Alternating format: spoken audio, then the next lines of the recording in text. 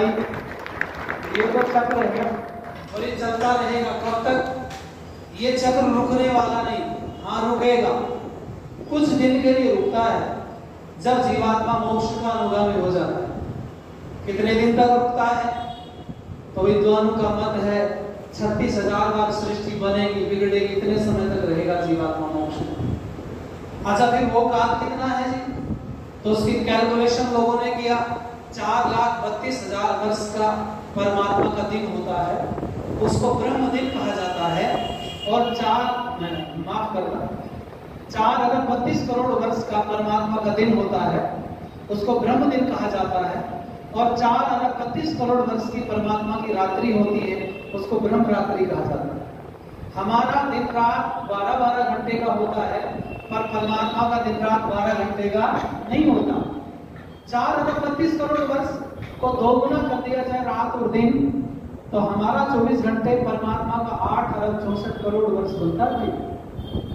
और ऐसे 36,000 से इसको मल्टीप्लाई करेंगे, गुणा भाग करते हैं, तो 31 नील 10 खरब 40 अरब वर्ष बनते। इतने समय तक जीवात्मा मोक्ष में रहता है। और वो जब विषय पढ़ते हैं मोक्ष में क्या होता है, संकल्प से कहीं भी उपस्थित हो जाना, संसार के सब पदार्थों का रसास्वादन, बिना शरीर के वो सब चीजें प्राप्त कर लेना, कहीं भी उपस्थित होकर पूरे संसार में भ्रमण करना, ऐसी सब चीजें ताकत जीवात्मा के पास आती हैं। वो उतने काल के लिए फिर जन्म मरण के बंधन में फिर बन जाता है और ये चलता रहता है निरंतर। अब आप सुनो, इसमें अगर आप और अच्छा जानना चाहते हैं और अपने जीवन को अच्छा बनाना चाहते हैं तो इस जन्म में तैयारी करो, अगले में नहीं। अगले जन्म की तैयारी इसमें करो तो अगला और उत्तम मिलेगा। और अगर अगले जन्म की तैयारी इसमें नहीं की तो जैसे इस बार कई बार कानों को देख के पछताना पड़ता है ना, नाक को तोड़ने मोड़ने पर लगता है कि ऐसी होनी चाहिए थी, शक्ल सूरत ऐसी होनी चाहिए थी। कईयों को मैंने देखा अपने रंग से भी उन लोगों को लगता है कि असंतुष्ट नहीं है, मेरा रंग डाउन हो गया है। कलर क्यों डाउन हुआ है? मैं एक बात कहा करता हूँ, जरा ध्यान देना भैया, अरे शरीर का रंग डाउन हो जाए कोई बात नहीं, पर कर्म का डाउन नहीं होना चाहिए। जो कर्म रूपी रंग है वो चढ़ता चला जाए, अच्छा होना चाहिए। इस शरीर आता जाता है, एक बार नहीं कितनी बार इसको आपको प्राप्त होगा।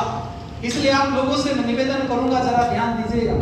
ये परमपिता परमात्मा की जो व्यवस्था है, इस व्यवस्था में हम लोगों को अपनी अवस्था रखनी चाहिए। उम्र का पंछी किसी का इंतजार नहीं करता, और तैयारी करनी है तो आज से करो, और जाने में बिल्कुल भी मत हिचकिचाहट करो। मुझे नहीं पता आप लोगों का जीवन अपना अपने तरीके से जीते हैं, पर हम तो बहुत बार विधर्मियों के हमले झेलते हैं भाई। कितनी बार ऐसा लगा कि मृत्यु पास है, छू के निकल जाएगी। कई साथियों ने और भी कहा, क्या आनंद आता है तुम लोग ये काम करते रहे, तो इसमें बड़ी सारी समस्याएं हैं, बच्चे नहीं पाल लेंगे। मैंने कहा देख भाई, बच्चे पैदा हमने किए कि परमात्मा की कृपा से सब आए, वो अपने कर्म का फल लाए। हम रहेंगे तो उनका जीवन अपने तरीके से रहेगा, हम नहीं रहेंगे तो भी उनका जीवन अपने तरीके से रहेगा। और आपकी जानकारी के लिए बताऊं, जो परमात्मा ने हमारी चिंता हमारे आने से पहले कर दी थी, हम पैदा नहीं हुए, हमारे माँ के हृदय में पहले से दूध भेज दिया हमारे लिए, तो परमात्मा जब पहले से हमारी तैयारी की तो बच्चों की नहीं की होगी उसने। और इतना जरूर है, पिछले जन्मों में क्रांतिकारी रहे, यही काम करते रहे, अब फिर इसी काम को करेंगे। चले जाएंगे तो क्या हुआ, सदा के लिए तो गए नहीं और सदा के लिए आए नहीं। आए हैं तो चले जाएंगे, जाए फिर आ जाए, ये चक्र है। लेकिन कर्म की व्यवस्था को सुधार लो। ये मत कहो ये मेरा बेटा, ये मेरी बेटी, ये मेरा पति, ये मेरी पत्नी, ना, ये थोड़ी देर के लिए है। जब आपकी आंख बंद हो जाती है ना, तो आपके सबसे ज्यादा प्रिय लोग आपको आपके घर में टिकने नहीं देते। क्यों जी? समाज के दुनिया के लोगों ने एक नारा पकड़ लिया है, और वह नारा क्या है? हमने 10 साल लगाए, मकान बहुत अच्छे से बनाया, बढ़िया पक्की बिल्डिंग बनाई, हर चीज हर व्यवस्था उसमें सेट कर दी, लेकिन व्यक्ति की मृत्यु हो गई, लोगों ने उसको आंगन में लिटा दिया। और लिटाने के बाद में उसकी पत्नी और बच्चे परिवार रो रहा है, जो उसको ले जाने की तैयारी करते रोना तेज हो जाता है, तो लोग जबरदस्ती इसको उठाते हैं और कुछ भीड़ में हाथ बांधे खड़े होते हैं, और उनका नारा एक ही होता है, जल्दी करो जल्दी करो जल्दी करो। क्यों जी? आपने भी सुना होगा, भीड़ से बहुत लोग होते हैं, जल्दी करो। मैंने कहा भाई ठहरो, बोले क्या? अरे 10 साल लगाए मकान बनाने में, 10 मिनट तो पड़ा रहने दो कम से कम। क्यों जी? पड़ा रहने देता है भाई। अरे हाँ, मोह जरूर रुलाता है, बहुत देर तक रुलाता है। मैंने पढ़ा कहीं कोई कहानी आई महात्मा बुद्ध के जीवन की, जैसे प्रवचन चल रहा था, तो महात्मा बुद्ध ने जब प्रवचन करना शुरू किया तो एक महिला ने जोर जोर से रोना शुरू कर दिया। उन्होंने कहा भाई माता जी को बुला के लाओ। बड़ी भीड़ थी। पूछा माता जी काहे रुदन कर रही, क्यों रो रही?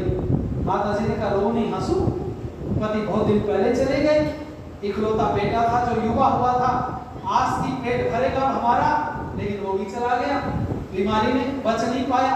महात्मा जी ने कहा रो मत माता जी। बोले क्यों? लाओ थोड़ा सा सामान चाहिए, मैं तुम्हारे बेटे को जीवित कर देता हूँ।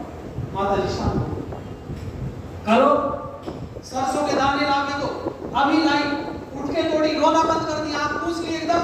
और जब दौड़ने लगी महात्मा जी ने कहा एक मिनट सुनो। माता जी बोले क्या? ऐसे घर से लाना सरसों के दाने जिसके घर में किसी की मृत्यु नहीं हुई हो। सुनना ध्यान से। माता जी ने कहा हाँ ठीक है मैंने सुन लिया। अभी लाई, दौड़ के गई, दरवाजा खटखट, माता जी आई, कहने लगी सरसों के दाने दे दो, मेरा बेटा मर गया, तुम्हें तो पता है। महात्मा बुद्ध ने कहा जीवित कर दो। कहने लगी लाती हो बहन। जब वो सरसों के दाने लेके आई तब उसको महात्मा बुद्ध की दूसरी बात याद आई। अरे वो कह रहे थे जिसके घर कोई मरा हुआ ऐसे घर से नहीं लाने। कहने लगी एक बात बता, तेरे घर कोई मरा तो नहीं? कहने लगी बहन क्यों नहीं मरे, मेरे तो ससुर अभी 2 महीने पहले मरे। कहने लगी तेरे दाने काम नहीं करेंगे। अगले घर गई, दूसरे गई, तीसरे गई, चौथे घूमते।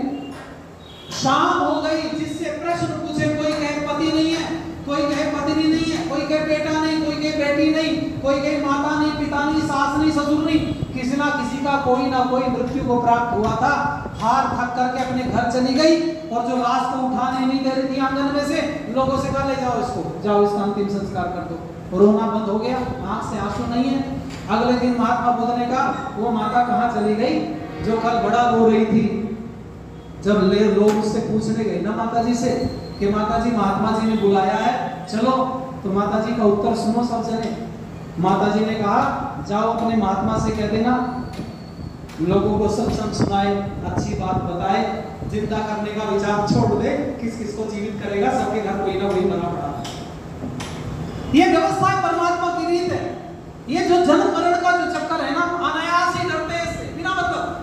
ये डरने का विषय ही नहीं है। अगर आप सोचोगे पिछले जन्म के और आने वाले जीवन को, तो डरने की कोई आवश्यकता नहीं है। वो डरते हैं जिनके कर्म निम्न होते हैं, नीचे कर्म, जिनके कर्म ऊंचे हो जाते हैं। बोलो स्वामी दयानंद मृत्यु से डरे क्या? अरे बोलो भैया। भगत सिंह फांसी खाते डरे क्या? स्वामी सत्यानंद को छुरा वो गोलियां मारी डरे क्या? पंडित लेखराम को आदमियां निकाल दी बाहर डरे क्या? राजपाल जी को मार दिया डरे क्या? कितने लोगों का नाम मैं आपको गिना दूं, हंसते हंसते फांसी पर चढ़ गए, क्यों? उनके कर्म नीचे नहीं थे। जब व्यक्ति के कर्म ऊंचे होते हैं तो मृत्यु भी उसको उत्सव जैसी दिखाई देती है। आओ बस चंद लाइन और उसके बाद वाणी को विराम की तरफ लेके चलेंगे, जो कि समय काफी दौड़ गया है और जो मेरे ने निर्धारित किया था उसमें से कुछ 1 मिनट बची है शास्त्री जी। मैं अतिक्रमण नहीं करूंगा, आपका समय से पीछा छोड़ूंगा, ठीक है? आइए सब लोग मिलकर के मेरे साथ गुनगुनाएंगे, अच्छा लगेगा।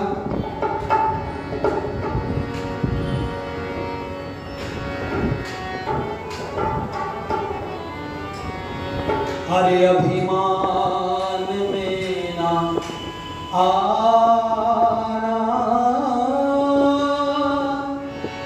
इतना ख्याल रखना। 2 लाइन सब गाओ मिलके। अभिमान में ना आना, इतना ख्याल रखना। अभिमान में ना आना, इतना ख्याल रखना। ये राह बड़ी कठिन है, हर पल संभाल रखना। अभिमान में ना आना, इतना ख्याल रखना। अभिमान में ना आना, इतना ख्याल रखना। ये राह बड़ी कठिन है, हर पग संभाल रखना। अभिमान में ना आना,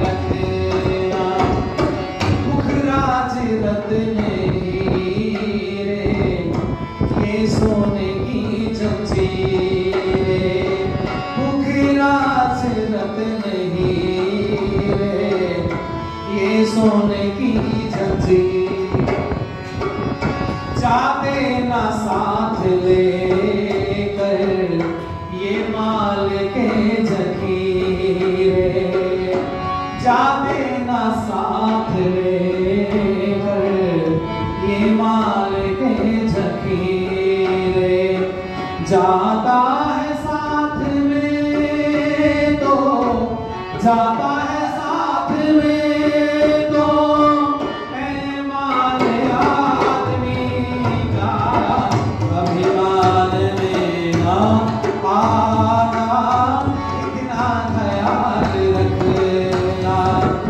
अभिमान में ना आना, इतना ख्याल रखना, ये राह बड़ी कठिन है, हर पग संभाल रखना, अभिमान में ना आना, इतना ख्याल रखना, अभिमान में ना आना, इतना ख्याल रखना। इसलिए आज जो कार्यक्रम मैंने रखा, जैसे गाय को आप रस्से से बांध देते हैं ना खेत में लपटी करके, तो उसके दायरे में जितनी घास आती सब चुग लेती तो एक गोला बन जाता है। तो मेरा विषय मेरे मन में कहा कि आज तैयारी पर बोला जाए, अगले जन्म की तैयारी क्या करें, तो प्रयास करें। जो चीजें आपको बनाई है, दो शब्द हवा में उड़े थे, मुझे याद है, माइक बंद हो गया था। एक सदुपयोग है और एक दुरुपयोग है। ये दोनों को समझ लो, जीवन बड़ा सरल आसान है। परमात्मा के द्वारा बनाई हुई वस्तुओं का सदुपयोग करने का नाम ही पुण्य कहलाता है, और परमात्मा द्वारा बनाई हुई वस्तुओं का दुरुपयोग करने का नाम ही पाप है। जो चीजें आपको मिली हैं उनका सदुपयोग करें, जो प्राप्त है उसका सदुपयोग करें, और कोई ऐसी चीजें प्राप्त हैं उनका दुरुपयोग ना करें। जीवन अच्छा होगा, उन्नति की तरफ बढ़ेगा।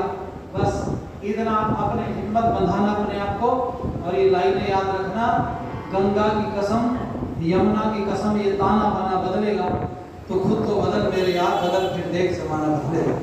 हमसे शुरुआत होती है, आपने बहुत ध्यान से सुना, कई बातों में हमारा उत्साह वर्धन करती है, उनका धन्यवाद। मैं एक माफ करना, ये भैया हमारे अनुराग जी ये YouTube चैनल चलाते हैं, वैदिक दर्पण हिसाब। इसमें ये जितने भी भजन या प्रवचन डालते हैं तो उनका नीचे उसमें जैसे भजन है कोई, तो उसके भजन की वो स्क्रिप्ट भी उसमें डाल देते हैं, वो सारी चीज़ें, तो आप वहाँ से इनको सुन सकते हैं। और मुझे सुनना है आपको तो खुद ही विद्यार्थी डाल देना, गूगल पे सर्च कर लोगे तो ये बड़ा बदनाम नाम है, आपको सब जगह मिल जाएगा। बैठा हुआ 15 से 20 हज़ार लोग हमसे शाम तक जुड़ जाते हैं प्रतिदिन, क्योंकि बहुत सारे चैनल चलते हैं और धर्म शुद्धि के कार्यक्रमों से भी जुड़ते हैं। तो आप लोग घर बैठे तो वहाँ से भी विजिट कर सकते हैं। धन्यवाद। भाई गुरुदेव जी का बहुत बहुत धन्यवाद। उन्होंने अपने भजनों के माध्यम से हम सभी को उपदेश दिया, भजन सुनाया इन्होंने, जो किसी का भला नहीं करके वंश उनके नहीं चलाया। मनुष्य जीवन में हमारी भावना होनी चाहिए कि हम दूसरों का भला करें। किसी ने कहा भी है कि वह थोड़ा सा भाग्यहीन है जिसके घर संतान नहीं, वह थोड़ा सा भाग्यहीन है जिसके घर संतान नहीं, वह पूरा बदकिस्मत संयोग याद जिसे भगवान ने, याद जिसे भगवान। हम अपने जीवन में भगवान को हर समय स्मरण करें, क्योंकि ये जो जीवन दिया हुआ है, जो शरीर दिया हुआ है, ये उस परम पिता परमात्मा की ही है। एक सूक्ति भी आती है